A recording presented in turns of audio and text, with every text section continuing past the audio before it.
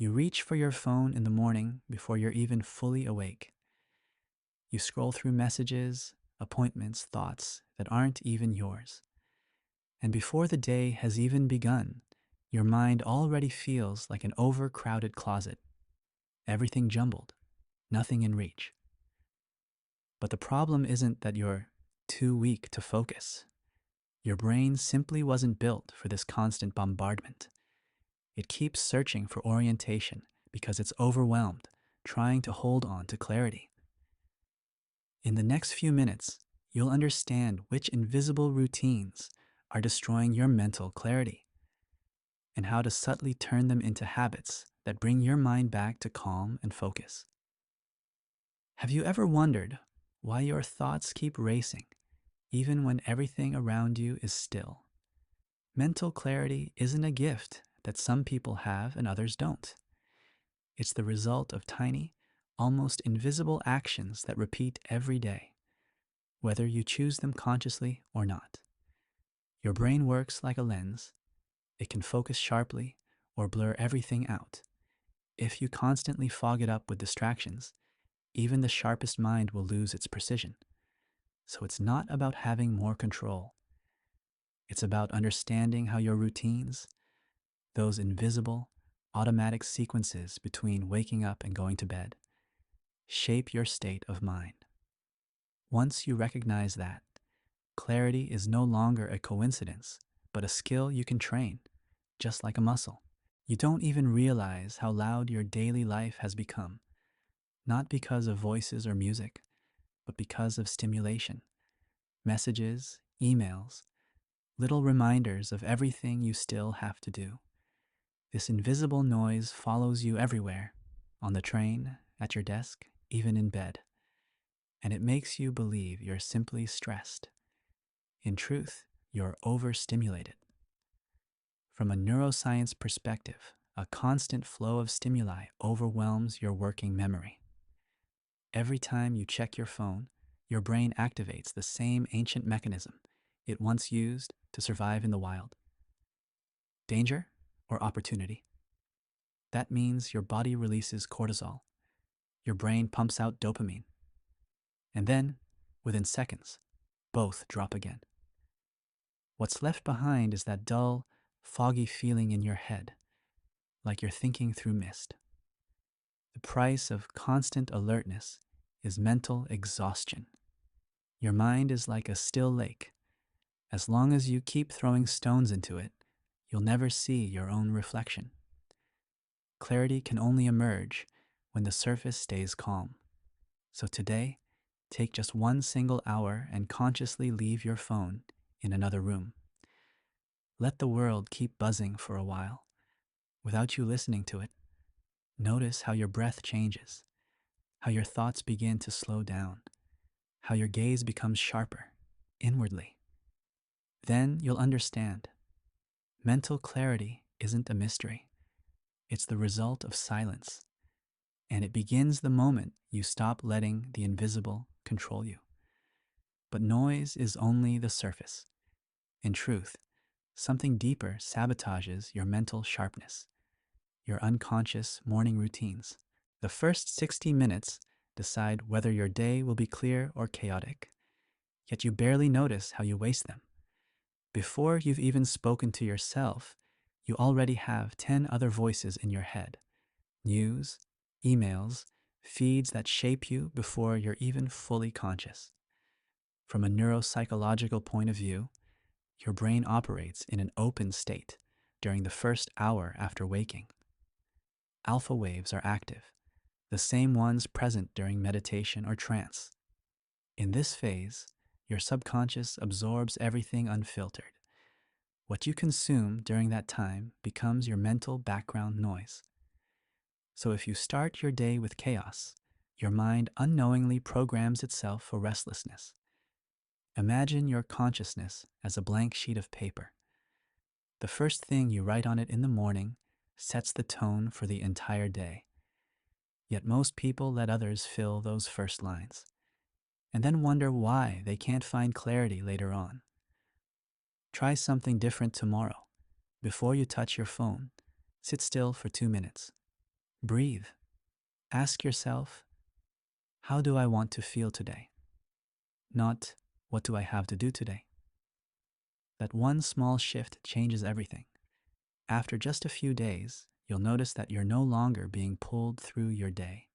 You're leading it, quietly but intentionally.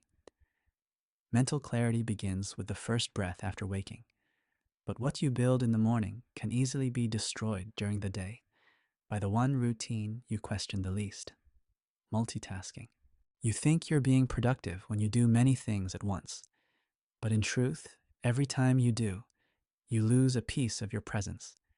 Each jump between tasks leaves an invisible trace, a fine crack in your attention, and eventually, you realize you're constantly busy but rarely truly there. From a neuroscience standpoint, multitasking doesn't actually exist. The brain can't process two complex things simultaneously. It switches back and forth in milliseconds, and each switch comes with a small energy loss. This is called the switch cost, the price of constant shifting. With every jump, your cognitive performance drops. Your concentration fractures into micro fragments. What's left is mental fatigue, which you mistake for tiredness. Picture your awareness as a glass of water. If you keep tilting it, trying to chase every drop, it will never be full. Clarity only arises when you learn to stay with one movement until it's complete. Try this simple test today. Choose one single task, something small and tangible. Set a timer for 25 minutes and allow yourself to do only that. No checking your phone, no switching. Notice how your mind resists at first and then suddenly becomes still. After a few days, you'll see that you're doing less yet accomplishing more. Because clarity doesn't come from speed, it comes from depth. But even when you manage to focus, there's still one invisible force quietly weakening your mental clarity: the way you deal with your emotions. You think you're being productive when you do many things at once, but in truth, every time you do, you lose a piece of your presence. Each jump between tasks leaves an invisible trace, a fine crack in your attention, and eventually you realize you're constantly busy, but rarely truly there. From a neuroscience standpoint, multitasking doesn't actually exist. The brain can't process two complex things simultaneously. It switches back and forth in milliseconds, and each switch comes with a small energy loss. This is called the switch cost, the price of constant shifting. With every jump, your cognitive performance drops. Your concentration fractures into micro fragments. What's left is mental fatigue, which you mistake for tiredness. Picture your awareness as a glass of water. If you keep tilting it, trying to chase every drop, it will never be full. Clarity only arises when you learn to stay with one movement until it's complete. Try this simple test today. Choose one single task, something small and tangible. Set a timer for 25 minutes and allow yourself to do only that. No checking your phone, no switching. Notice how your mind resists at first and then suddenly becomes still. After a few days, you'll see that you're doing less, yet accomplishing more. Because clarity doesn't come from speed, it comes from depth. But even when you manage to focus, there's still one invisible force quietly weakening your mental clarity: the way you deal with your emotions. You want to think more clearly, work with more focus, live more mindfully. But at some point, even that becomes an obsession. You measure every minute, optimize every habit, and don't notice that you're treating yourself like a project, not like a human being. Psychologically, this urge comes from your brain's reward system.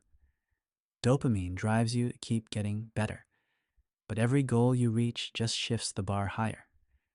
Your nervous system stays in a constant state of tension because rest feels like losing control. And so the paradox appears. The more you try to improve yourself, the more exhausted you become. Imagine a gardener who waters his plants every hour, afraid they might wither.